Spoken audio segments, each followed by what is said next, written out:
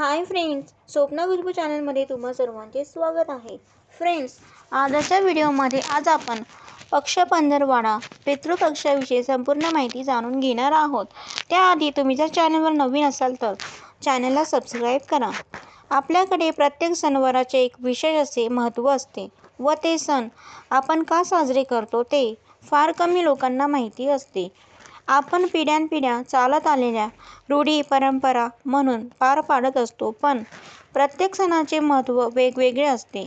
त्याच पद्धतीने आपल्याकडे जो पक्ष पंधरवडा आपण साजरा करतो तो सुद्धा एक उत्सवच असतो असे म्हणायला हरकत नाही. या 15 दिवसांमध्ये आपण आपल्या पूर्वजांसाठी त्यांच्या आत्म्याला शांती मिळावी व त्यांनी जे आपल्यासाठी केले त्यांचे ऋण फिटावे म्हणून त्यांना नैवेद्य अर्पण करत असतो.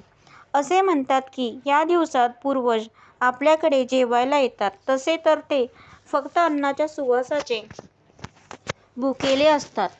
ते काय प्रत्यक्षात येऊन थोडेच जेवतात, पण आपण त्यांना न विसरता या 15 दिवसांमध्ये जेवण देतो. त्यामुळे ते आपल्यावर प्रसन्न होतात व आपल्याला आशीर्वाद देतात. आपल्या अडीअडचणी दूर करतात. आपल्यावर कुठलेही संकट येणार नाही याची ते काळजी घेतात. त्यासाठी का होईना आपल्या पूर्वजांचे आत्मा नक्की शांत करावा, असे या 15 दिवसांचे महत्त्व असते. आता हे केव्हापासून सुरू झाले तर याची एक कथा आहे. जेव्हा महाभारतामध्ये कर्णाचा वध होतो व त्याच्या चांगल्या कर्मामुळे तो स्वर्गात जातो. स्वर्गात गेल्यानंतर त्याला सगळे सुख भेटते, पण तीळभरही अन्न खायला भेटत नाही. तेव्हा तो देवाला प्रार्थना करतो, हे परमेश्वरा, तू मला स्वर्गामध्ये घेऊन तर आलास, पण मला येथे एक घासही अन्न मिळत नाहीये, असे का? ते कारण सांगावे.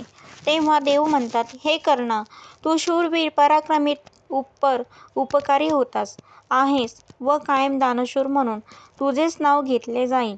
पण तू तुझ्या उभ्या आयुष्यात तुझ्या पूर्वजांसाठी कुठलीही पूजा केली नाहीस किंवा त्यांचा आत्मा शांत करण्यासाठी त्यांना 4 घासाचा नैवेद्यही अर्पण केला नाहीस.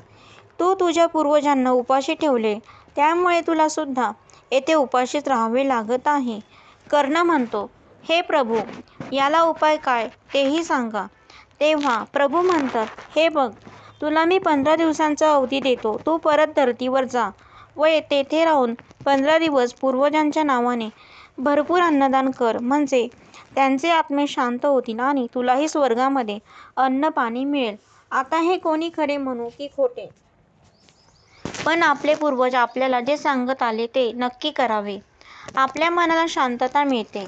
अजून एक कथा आहे ती अशी, या दिवसांमध्ये म्हणजे हे 15 दिवस कावळ्याचा मिलनाचा असतो.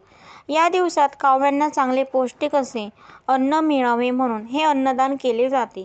त्यातून बरेच उद्देश साध्य होतात. एक म्हणजे आपले पूर्वज शांत होतात याचे आपल्याला समाधान, आणि दुसरी गोष्ट आपल्या हातून अन्नदान घडते व तिसरी गोष्ट कावळा हा पक्षी जिवंत राहायला हवा, कारण कावळे जर नष्ट झाले तर निसर्गाला खूप मोठी हानी होऊ शकते. या पक्ष्यांचे संवर्धन व्हावे यासाठी हे 15 दिवस महत्त्वाचे असतात. तुम्हाला अजून काही याच्याबद्दल माहिती असेल तर मला नक्की सांगा. तर फ्रेंड, अशा प्रकारे आपली कथा येथे समाप्त होत आहे.